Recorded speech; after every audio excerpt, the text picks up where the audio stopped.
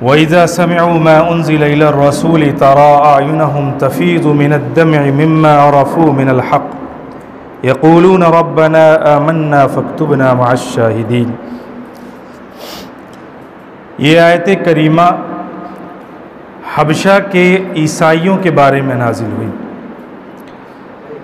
جہاں اصحمہ یہ نجاشی تھا، یہ نجاشی کی حکومت تھی، عیسائی مملکت تھی۔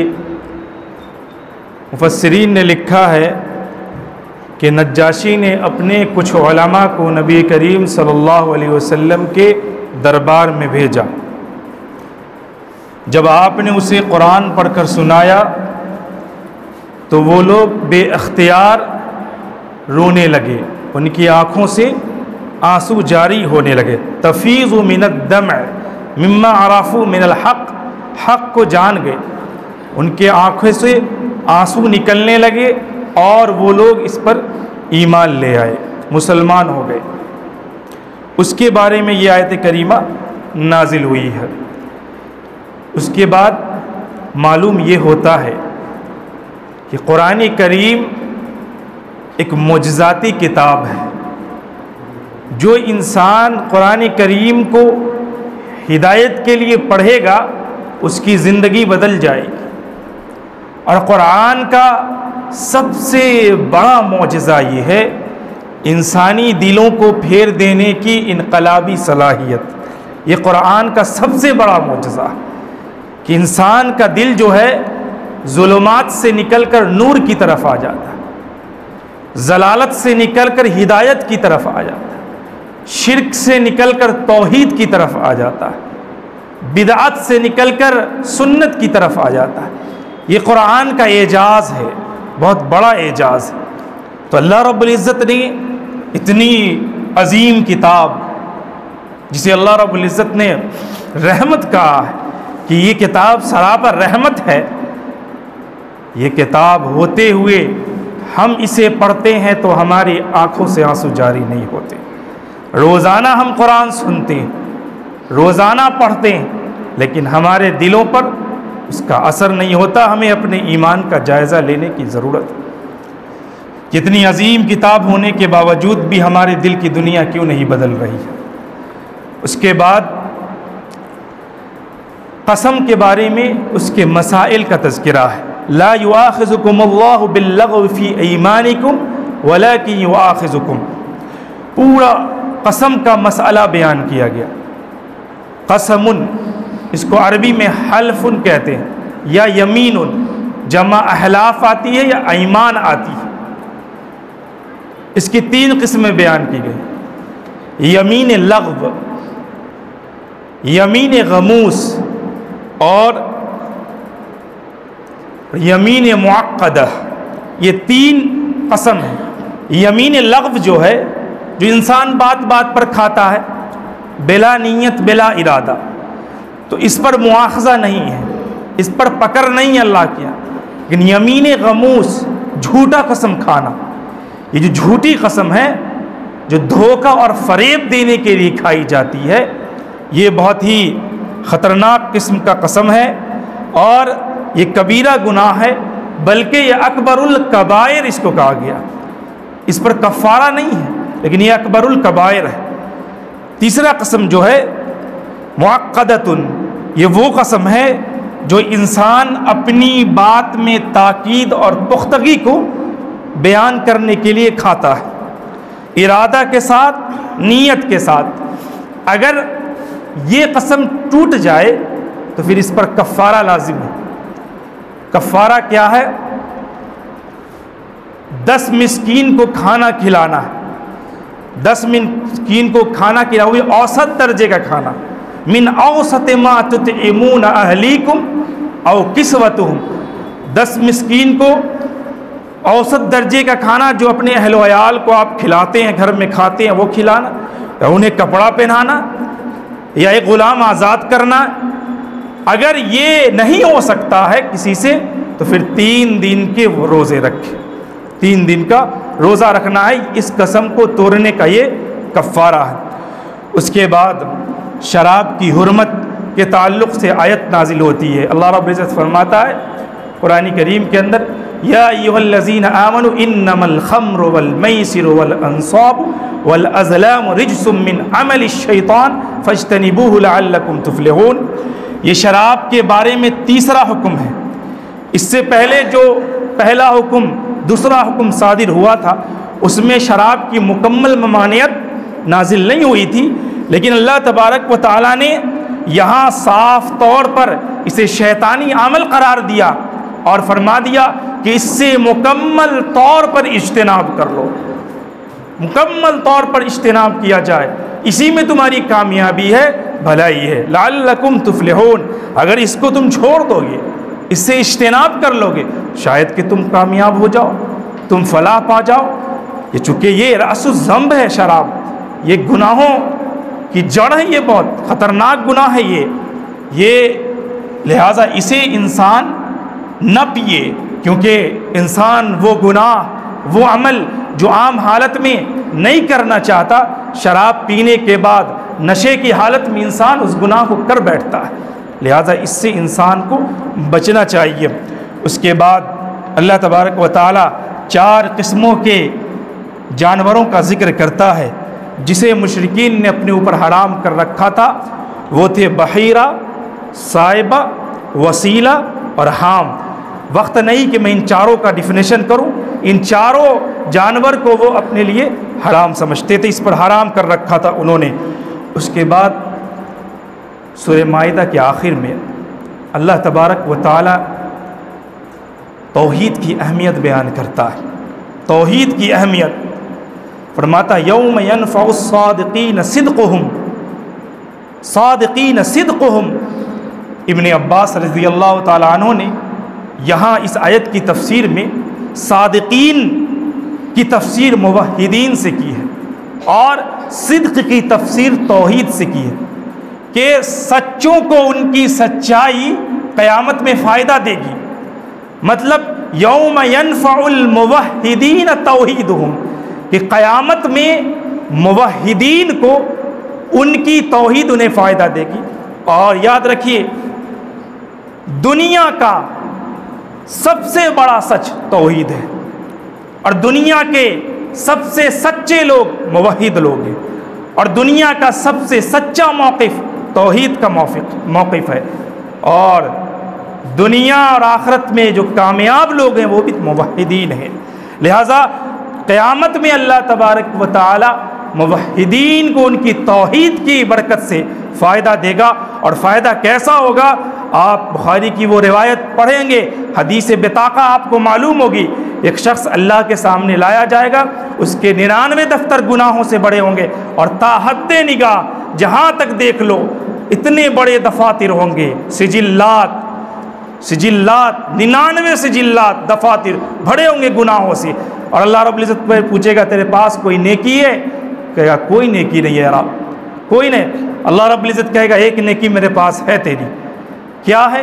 ایک پرزہ نکالے گا اللہ رب العزت، اسے کھولے گا، اس کے اندر لکھا رہے گا لا الہ الا اللہ محمد رسول اللہ، اور اس پرزے کو اللہ رب العزت ایک طرف میزان پہ ڈالے گا اور ایک طرف اس کے گناہوں کے 99 دفاتر ہوں گے، وہ بھی تا حد نگاہ اتنے بڑے اتنے بھاری۔ انسان کہے گا رب یہ اتنا گناہوں سے بھرا ہوا میرا دفتر، اس کے مقابلے میں یہ ایک چھوٹا سا پردہ کیا ہے؟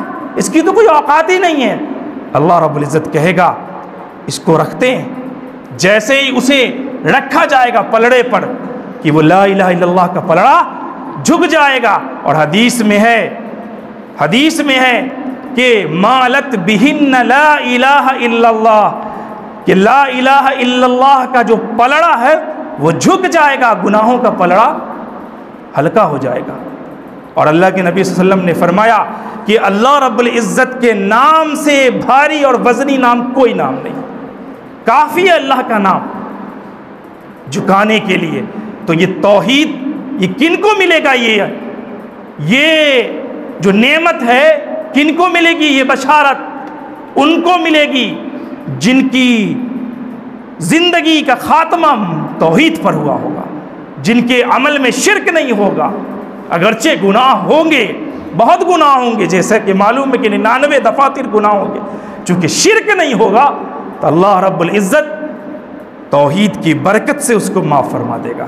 تو یہ عظیم دلالت کرتی ہے حدیث توحید کی فضیلت پر، لہٰذا کبھی بھی اپنی توحید کا سودا انسان نہ کرے، اور شرک سے، چاہے وہ شرک اصغر ہو شرک اکبر ہو، اپنے دامن کو بچا کے رکھے، کیونکہ شرک اصغر ہو کر بھی دنیا کے تمام بڑے گناہوں سے بڑا، یاد رکھیے گا۔ اسی لیے اس سے اپنے آپ کو آدمی حفاظت بچا کے رکھے۔ اس کے بعد اللہ رب العزت سورہ انعام میں اللہ تبارک و تعالیٰ کی حمد و ثنا اور عظمت اور کبریائی کو بیان کیا گیا ہے سورہ انعام کی شروع میں۔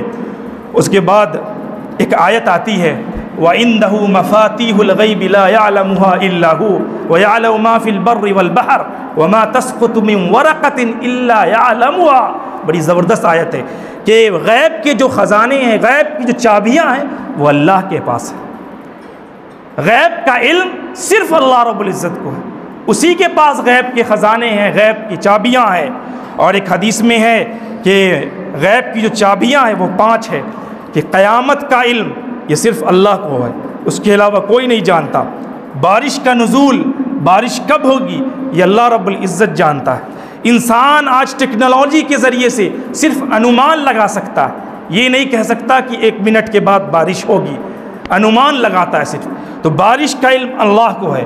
ایک رحم مادر میں کیا پل رہا ہے، عورت کے پیٹ میں جو خون کا لوتھرا اب گوشت کا شکل لے رہا ہے، وہ بچہ ہے یا بچی ہے، وہ بیٹا ہے یا بیٹی، نہیں بتا سکتا۔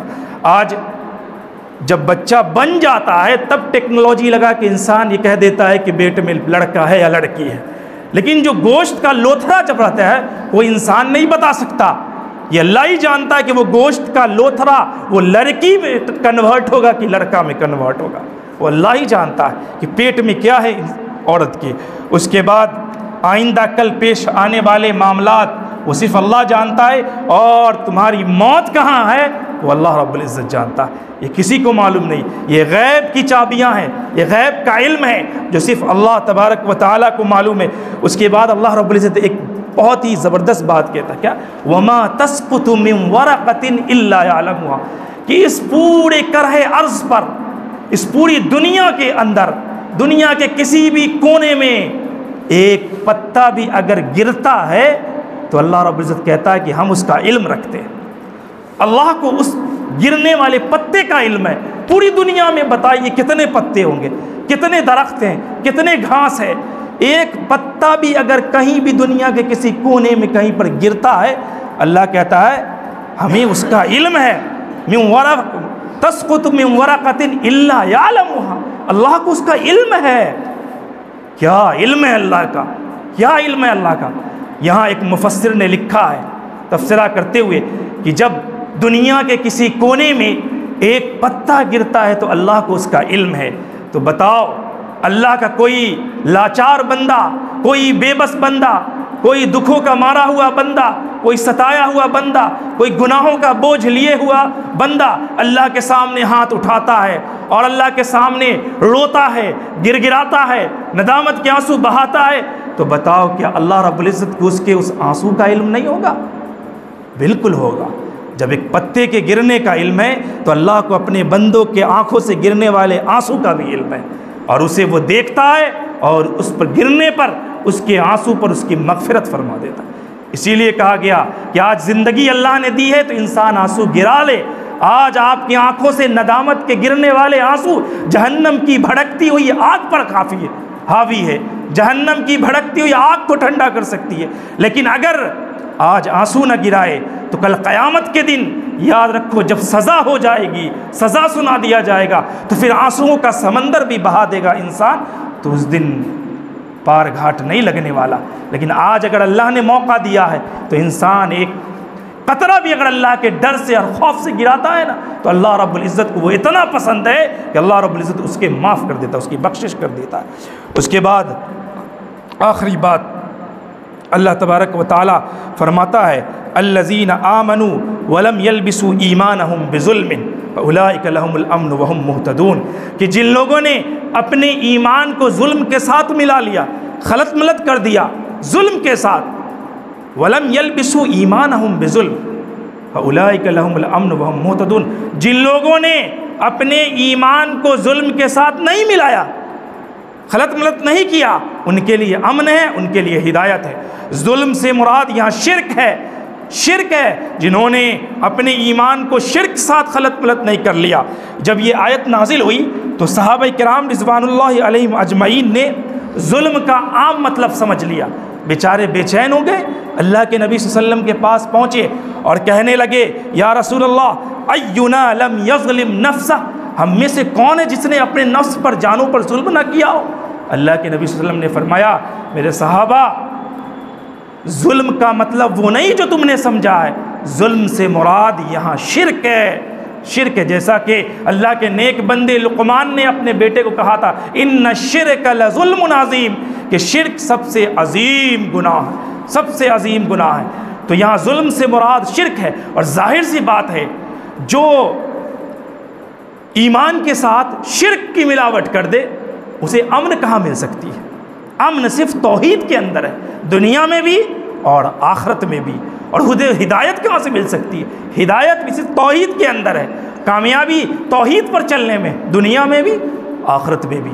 تو امن ہدایت توحید کے اندر ہے، شرک کے اندر نہیں۔ لہٰذا شرک اگر اتنا بھی عمل کے اندر پایا گیا، آپ کا عمل اللہ کے نزدیک زیرو ہوگا۔ جس طریقے سے ایک ڈبہ اگر دودھ ہو، اس میں ایک قطرہ اگر نجاست پاخانہ یا پیشاب کا ملا دیا جائے تو وہ دودھ بیکار ہو جاتا ہے۔ اسی طریقے سے آپ نے ساری زندگی اعمال کے زمین و آسمان کے وسعت کے برابر عمل کیے ہوں، لیکن اگر اس میں شرک کا شائبہ بھی اگر پایا گیا نا، آپ کا عمل برباد ہو جائے گا، زیرو ہو جائے گا، اللہ کے نزدیک اس کی کوئی وقعت نہیں ہوگی۔ اللہ کو شرک اتنا ناپسند ہے، اتنا بڑا گناہ، اللہ کا غضب اترتا ہے۔ اس سے بڑی اور کیا ظلم ہو سکتا ہے کہ آپ نے اللہ کا ساجی اور پارٹنر بنا لیا ہو؟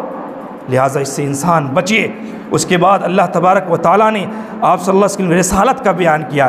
آپ صلی اللہ علیہ وسلم کی تسلی کے لیے اللہ تبارک و تعالیٰ نے 18 انبیاء کرام کا تذکرہ فرمایا، 18 انبیاء کرام کا لگاتار ایک صفحے پر 18 انبیاء کرام کا تذکرہ فرمایا، اور اس کے بعد اللہ رب العزت نے کیا کہا؟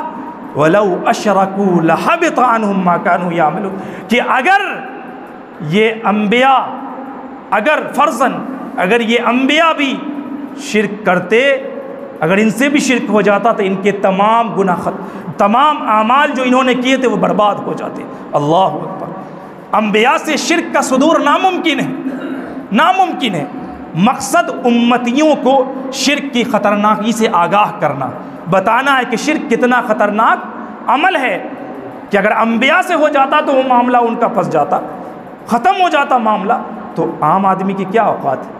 تو یہ اللہ رب العزت سمجھانے کے لیے، امتیوں کو بتانے کے لیے، شرک کی خطرناکی اور ہلاکت خیزی کو بتانے کے لیے اللہ رب العزت نے یہ مثال بیان کی ہے۔